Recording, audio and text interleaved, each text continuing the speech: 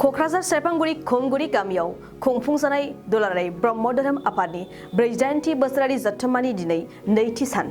दिनै नैथि साननि हाबाफारिया फुंबिलिनिफ्रायनो बायदि मेहेरगोनां हाबाफारिजों जागायो।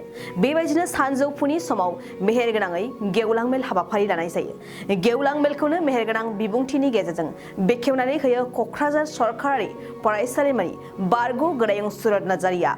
गाहाय आलासि महरै बाहागो लायो मन्त्रि उरखावगोरा ब्रह्म, जर'खा आलासि महरै गसाइगाव बिएड फरायसालिमानि गोरायुं डक्टर अजित बर', दुलाराय ब्रह्म धोरोम आफादनि गाहाय फोसावगिरि मनरन्जन ब्रह्म आरो माखासे गुनगोनां सुबुंफोरा। मख'जाथावदि खुंफुंजानाय जथुम्मायाव गुबुन गुबुन जिल्लानिफ्राय गोबां धोरोम सिबियारि भक्त बिथांमोना बाहागो लादों। दुलाराय ब्रह्म धोरोम आफादनि जे 48थि बोसोरसालिया जथुम्मा नैबे खुंग्रिङाव जादों। बेवहाय आं आलासि महरै नुजाफैनो मोननानै गोजोननाय मोन्दों। आं थाङो, ब्रह्म धोरोमल' नङा, बाथौआवबो आं थाङो एबा समाजनि गुबुन गुबुन धोरोमनि माबाफ्रावबो थाङो। धोरोम आफादफोरनि बिबाना जाहैबाय समाजखौ मोजाङै लाखिनांगौ। बबेबा समाजाव संस्कार नांगौबा संस्कार लाबोनांगौ। बबेबा समाजा गावनि संस्कारनिफ्राय जुदि एसे आनज्रायनानै गाज्रि संस्काराव थांदोंबा बेखौ रैखा खालामनांगौ। ब्रह्म धोरोम आफादाबो बे बिबानखौ मावनानै खामानि मावलांबाय थागोन आं सानो। कालिचरन गुरुदेबा खालि धोरोम गुरुल' नङा, बेयो समाज फोसाबगिरिबो। आरो बर'नि गेजेराव सोलोंथाइ बिथिङाव जि मोनसे सोमावसारनाय बा जावरिखांनाय लाबोदों बै समाव, जे बे सोलोंथाइनि जि रिफर्म बेखौ बियो लाबोआमोनबा बर'फोरनि गेजेराव दाबो लेखा गोरों मानसिया एसेबां ओंखारनाय नङा आरो जोंनि समाजा एसेबां दावगानाय नङा। फार्स्टिं पलिटिकेल एवारनेस, जे ट्राइबेलफोरनो रिजार्भेसन नांगौ, सेपारेट इलेक्टरेट नांगौ, बे बाथ्राफोरखौ गुरुदेब कालिचरन ब्रह्मआनो माखासे मानसिफोरखौ लोगोआव लानानै साइमन कमिसनाव थिखांबोजेनदोंमोन आरो जोंनि थाखाय मोनसे आलादा रिजार्भेसन नांगौनि बाथ्राफोरखौबो बिथांमोनानो थिखांबोजेनदों। दा बे हिसाबै दिनै दानि गोदान ट्राइबेलफोरा बर'ल' नङा, गुबुन ट्राइबेलफ्रा जिखिनि सा सुबिदा मोनबाय थादों दा, बेयो बिथांमोननिनो मावनाय, गुरुदेब कालिचरन ब्रह्ममोननिनो मावनाय। बे आसामाव आसामनि थाखाय बिराद गिदिर मोनसे कन्ट्रिबिउसन होलांदों। बे जाबाय बै समाव बे ओनसोलनि जमिदारफोरा बे आनडिभाइडेड गवालपारा जिल्लाखौ माने दानि बांलादेशजों सरजाबनायनि मोनसे प्रप'जाल लाबोदों, आसामाव थाया होननानै। आरो बै समनि जमिदारफ्रा नाथाय बे बाथ्राखौ गिबि प्रटेस्ट खालामजेनदोंमोन कालिचरन गुरुदेबा आरो साइमन कमिसनाव, आरो बेनि हेंथायै मोनसे मेम'रेन्डाम होनानै दिनै आनडिभाइडेड गवालपारा जिल्लाया बांलादेशजों थाङालासिनो आसामावनो थालांदों। बे आसामनि थाखायबो बिराद गिदिर कन्ट्रिबिउसन। आरो बै समाव बावहाय बर' मानसिफ्रा बांला मिडियामजों शिक्षा लायोमोन। दा बर'आथ' बे समाव लेंगुवेजआ बेबायदि एसेबां डेभेलपबो नङामोन। नाथाय जोङो आसामनि मानसि जानानै बांलाजों मानो शिक्षा लानो, जों असमियाजों लागोन होननानै लिरनानै होजेननाय, दाबि खालामजेननाय मानसियाबो बेनो।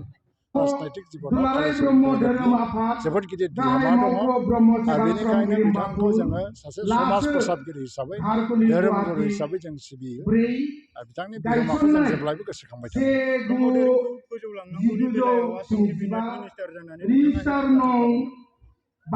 ब्रह्म धोरोमा फोजौलांनो थाखाय गभर्नमेन्टआ बिनि थाखाय आसनि लाया। गभर्नमेन्टआ ब्रह्म धोरोमारिफ्रानो आसनि लानांगोन। खारन धोरोमनि जौगानाया न' बांजों नङा, बेखौ मानसिफोरनि गेजेराव बिनि गोहोमखौ फोसाबनाय। गभर्नमेन्टआ बिनि थाखाय मिनिस्टार हिसाबै धोरोमखौ फोसावनाय, फोसाबनाय, गुवार खालामनाय बिनि खुनु आसनि जों लायो। गभर्नमेन्टआ माने धोरोमारि आफादफोरासो। नाथाय जों गुरुदेब कालिचरननि नामाव जिखिनि मेम'रियेल जायगाफोर दं, जेरैहाय धुबुरीनि ब्रह्म बर्डिं, बेखौ प्रटेकसन होनो थाखाय नाजाबाय थादों आरो मोनसे प्रजेक्टबो मुभ खालामगासिनो दं। दासिमबो फाइनाल सेंसन जाथ'वाखै। आरो पर्बतझरानि गुरुदेबनि धाम, लोगोसे गुरुदेबनि नामाव जोङो माखासे अनुष्ठानफोर लाबोनो हायो नामा।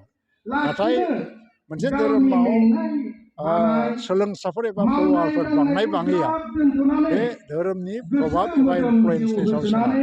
गियान हरदो, बेबादि मोनसे आर'ज बियो। आरो लोगोसे जे धोरोमनि गेजेराव मोनसे खौसेथि हरदो धोरोमजों धोरोम अनलायनाय बे गोहोखौ जोंनो हरदो रावजोंबो जाहाथे जोङो नांलाय खमलाय जाया बुलाय सौलाय जाया बेबायदि आर'ज गाबनानै जोंनि इसोरनि खाथियाव जोङो प्रसादखौ होयो जयग'आव जों प्रसादखौ होयो दिनैनि समाव ब्रह्म धोरोमखौ गोजौ फारसे लांनो थाखाय मा राहा लामा लादों? आंथ' बुंगोन आङो गुरुदेब कालिचरन ब्रह्म ट्रास्टनि आफादगिरि दा बिदि हिसाबै आंनि खामानिया गुरुदेबनि फिल'सफिखौ आङो गोसारहोनाय आरो बिदि हिसाबै जोङो 18 एप्रिलखौ जोङो खुंबोगासिनो दङ रायजोफोरनि मददजों जों खामानि मावबोदों आरो थांनाय बोसोराव जोङो बड'लेण्ड इउनिभारसिटियाव गुरुदेब कालिचरन ब्रह्मनि मुसुखाखौबो जोङो गायसननो हाबाय बड'लेण्ड इउनिभारसिटिया जोंनो हा दख्लबसे होदों आरो बिटिआर गभर्नमेन्टआ गुरुदेबनि मुसुखाखौ लुनानै होदों बेनि थाखाय जों जोबोरै थुलुंगाथाव बे जोंनि थाखाय थुलुंगाथाव बेखौ रावबो आदारवाइस लानाङा जे धोरोमनि बिथिङावल' जों गुरुदेबनि मुंखौ जों कनफाइन खालामनाङा आरो देग्लाय जों मोनसे थांखि लादों दिल्लीयाव थांनानै जोङो गुरुदेबनि बार्थडेखौ जों खुंहैगोन बिनि थाखाय रायजोफोरनि मदद नांगोन उननि समफ्राव जोङो सानदों जोङो इन्टारनेसनेल लेभेलावबो जोङो थांगोन आरो बिनि थाखाय रायजोफोरनि मददखौ जोङो नांगोन मानो होननानै बुङोब्ला जोङो बयबो मिथिगौ गुरुदेब कालिचरन ब्रह्मआनो जोंनि बर' समाजखौ फोथांनानै लाखिदों दा मेलखौ जोंहा गाहाय आलासि महरै मेहेरगोनां खालामनाय आसामनि मानगोनां मन्थ्रि उरखाव-गोरा ब्रह्म सारा बुंलांदों माखासे बाथ्रा जे गुरुदेब कालिचरन ब्रह्मआ बर' समाजखौ फोसाबलांदों नाथाय जोङो फोसाबलांदों होननानै जोङो थाबाय थायोबा जों जानाय नङा गावदि जोङो फोसाबजादों बेखौ जों दिन्थिनो हानांगोन गुरुदेब कालिचरन ब्रह्मआ उइभिं सेन्टार खुलिदोंमोन उइभिं सेन्टारखौ मानो खुलिदोंमोन गुरुदेबा बे बर'नि हारिमुजों मोनसे सोमोन्दो थानाय आरो जेब्लासिम बर'नि गेजेराव दानाय लुनाया थागोन जोंनि जि अरिजिनेलिटि बे थागोन आरो बेखौनो इउजि सार बिथाङाबो खावलायलांदों जोंनि बर' समाजाव दानाय लुनाय हारिमुआव थांनानै थानांगौ बेखौ बिथाङा खावलायलांदों आरो नोंथांमोननि चेनेलनि गेजेरजों दिनै आङो बुंगोन जे जोंनि लाइमोन समाजा जोंनि दैदेनगिरिफोरनि सायाव सोनारो दा बेनिखायनो धोरोमनि दैदेनगिरि बिथांमोनहा धोरोम प्रसारक बिथांमोनहा ओरैबायदि जानांगौ बिथांमोननि साननायाबो धोरोमारि जानांगौ बिथांमोननि बुंनायाबो धोरोमारि जानांगौ बिथांमोननि गाननायाबो धोरोमारि जानांगौ बिथांनि जि लाइफ स्टाइल बे धोरोमारि जानांगौ मानो होननानै बुङोब्ला लाइमोन समाजा जोङो धोरोम गुरुफोरनि सायावनो जों सोनारो आरो बिथांमोननिफ्रायनो जोङो थुलुंगा मोनदों आरो बिथांमोननि